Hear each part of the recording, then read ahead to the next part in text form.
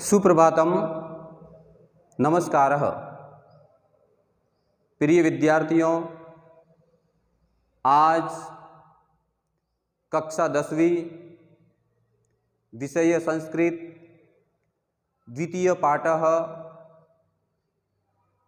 बुद्धिर्बलवती सदा के बारे में विस्तार पूर्वक अध्ययन करेंगे। बुद्धि बलवती सदा, बुद्धि बलवती सदा, बुद्धि हमेशा बलवान होती है। बुद्धि जो है शारीरिक बल की तुलना में बुद्धि का बल ज़्यादा होता है। इसलिए बुद्धि के बल पर कोई भी व्यक्ति कठिन से भी कठिन काम को कर सकता है। कहने का अर्थ ये है, शारीरिक बल की तुलना में बुद्धि का बल ज़्यादा होता है। इसलिए यह एक प्रकार से सूक्ति भी है, बुद्धिर बलवती सर्वदा, बुद्धि बलवती सदा, बुद्धि हमेशा बलवान होती है। प्रस्तुत पाठः, यह पाठ सुख सप्तति इति कथा ग्रंथाद संपादनम कृत्वा संग्रहीतो अस्ति। यह पाठ सुख सप्तति, सुख का मतलब होता है सुख यानी तोता,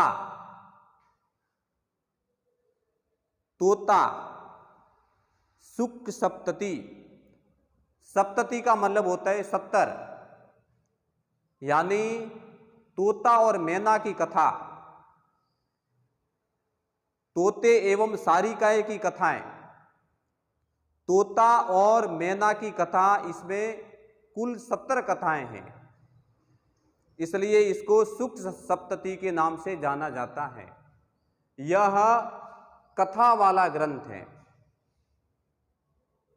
यह जो ग्रंथ है वो कथा वाला ग्रंथ है, कथा और आख्यायिका।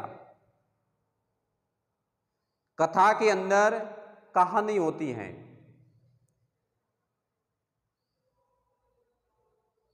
हमने भी बचपन में बहुत कहानियां सुनी हुई हैं,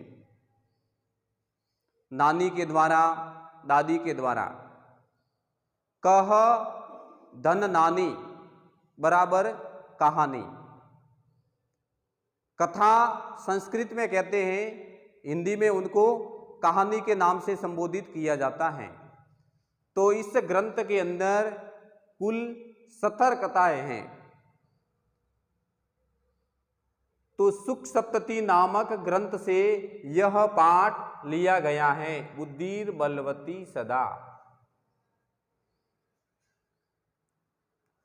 अब जो कथाएं जो है वो नैतिक शिक्षा देने के लिए दी जाती थी। कथा सरित सागर है, सुख सप्तति है, पंचतंत्र है, हितोपदेश है, ये कथाओं के ग्रंथ माने जाते हैं। और इन ग्रंथों को लिखने का हेतु समाज को नैतिक शिक्षा प्रदान करना है। क्योंकि नैतिक शिक्षा के माध्यम से ही व्यक्ति चरित्र का निर्माण कर सकता है और अपना उज्जवल चरित्र बना सकता है। यह इनका हेतु है। तो यदि ग्रंथ के बारे में अपन अध्ययन करें तो इस ग्रंथ जो है उसका नाम सुख सप्तति है। इसमें तोते और मैने की कथाएं हैं और कुल 70 कथाओं के अंदर निबद्ध हैं।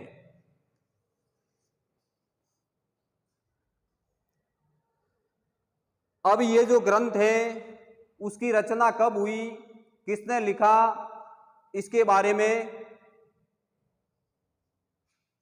सामान्य रूप से बहुत कम जानकारी मिलती है। इस ग्रंथ का उल्लेख हेमचंद्र ने, जो कवि हेमचंद्र हुए हैं, उन्होंने अपने ग्रंथ में, हेमचंद्र जी का समय है वो 1088 से लेकर के 1172 के मध्य है। तो हेमचंद्र जी ने अपने ग्रंथ में सुख सप्तती का उल्लेख किया है, यानी यह हेमचंद्र जी के पहले इस ग्रंथ की रचना की जा चुकी थी। अब इस ग्रंथ के बारे में विस्तार पूर्वक देखेंगे तो ये इसकी रचना शैली सरल और मनोरंजन, क्योंकि कथाओं की रचना शैली की दृष्टि से देखें तो बहुत ही सरल और मनोरंजन करने वाली कथा जो है उसकी रचना शैली सरल भी होती है और मनोरंजन करने वाली होती है, और मनोरंजन के साथ साथ लोगों को नैतिक शिक्षा प्रदान करना कथा का हेतु रहा है, और नैतिक शिक्षा प्राप्त करके अपने को जीवन में उतारना, उसकी क्रियान्विति करना, सत्य, धर्म, दया, परोपकार, उदारता, अहिंसा इत्यादि जो मानवीय मूल्य हैं, उन मानवीय मूल्यों को प्राप्त करके हम अपने जीवन में उतारें और अपने चरित्र पक्ष को उज्जवल बनाएं, ये इस कथाओं का हेतु रहा है। अब ये कथा क्यों लिखी? एक सेठ जी थे जिसका नाम था हरिदत्त। हरिदत्त नामक एक सेठ थे, उनके पुत्र जो था उसका नाम था मनोविनोद।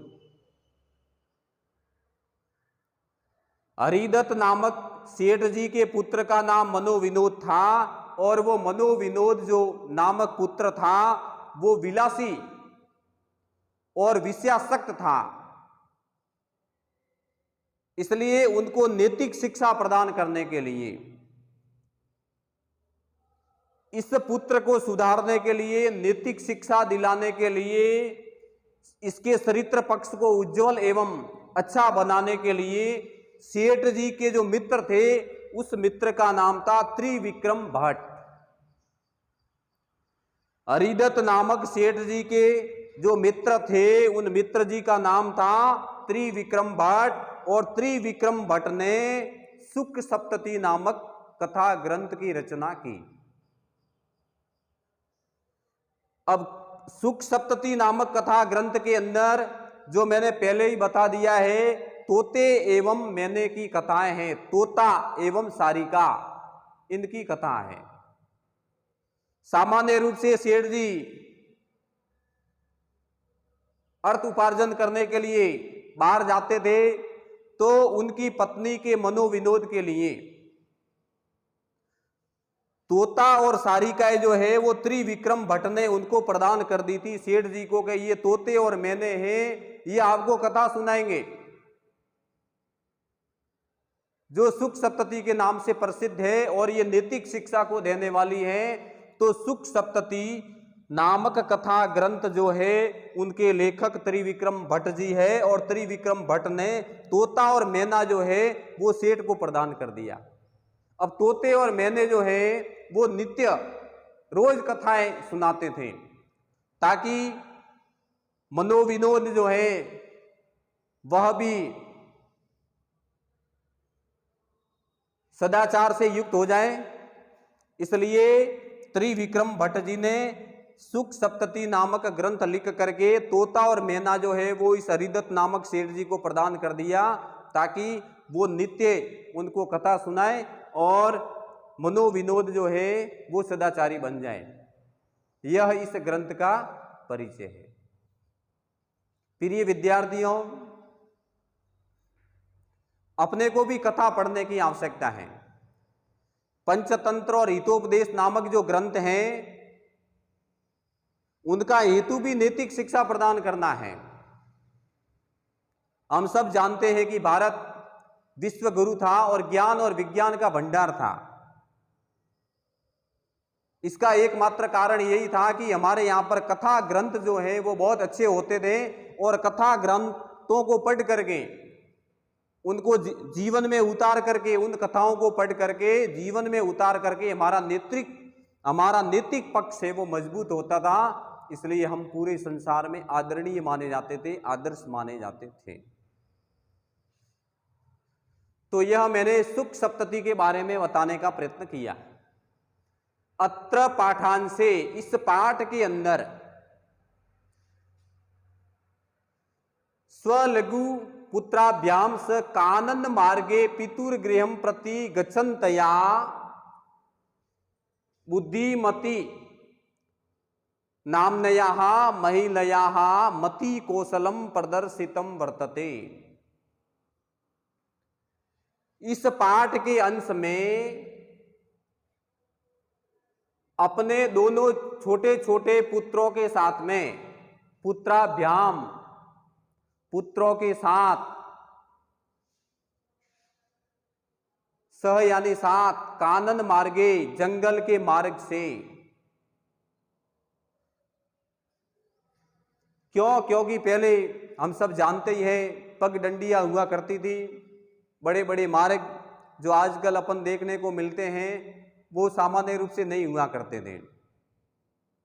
कच्चे सब मार्ग होते थे, पगडंडियां होती थी और जंगल को पार करके पैदल जाना पड़ता था। सामान्य रूप से सब लोग पैदल ही जाया करते थे। यातायात के साधन तो अभी लगभग 50 वर्षों के अंतर्गत आ गए हैं।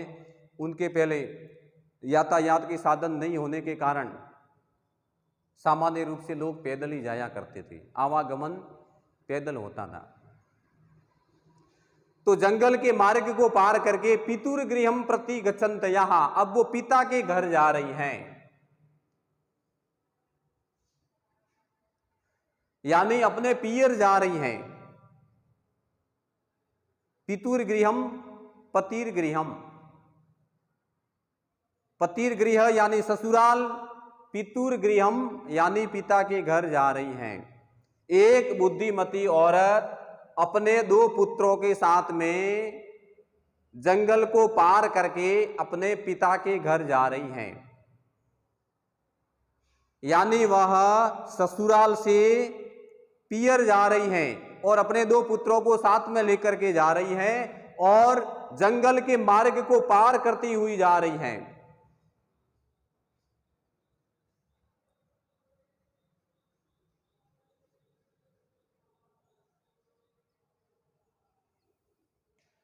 बुद्धिमती, और वो महिला बहुत ही बुद्धिमान थी।